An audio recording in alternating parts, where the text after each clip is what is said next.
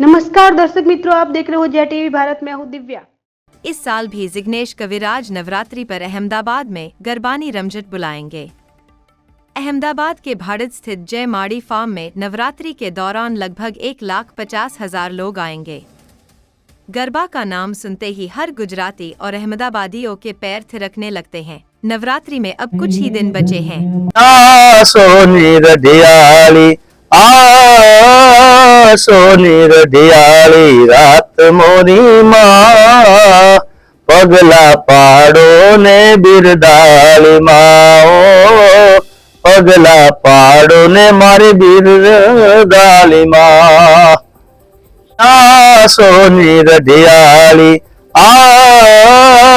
सोनी रडियाली रात मोरी माँ पगला पाड़ो ने बिरदाली माँ पगला पाड़ो ने मारी बिरदाली माँ।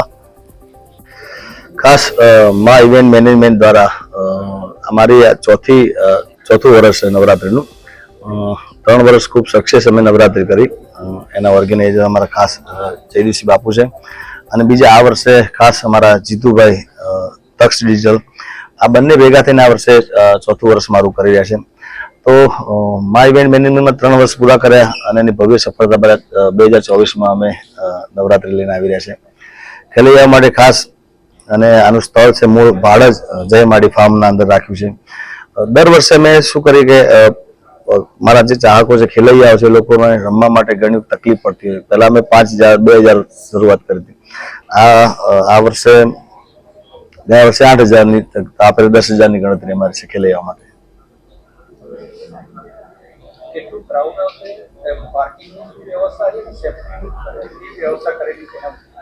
સેફટી માટે અમને ખાસ જેનો વીમો જે લેવામાં આવતો એ લઈ લીધો છે। પછી બાઉન્સરથી માંડીને પોલીસ પરમિશન સરકારની પરમિશન પણ એમને ખૂબ લીધી સારી લીધી છે।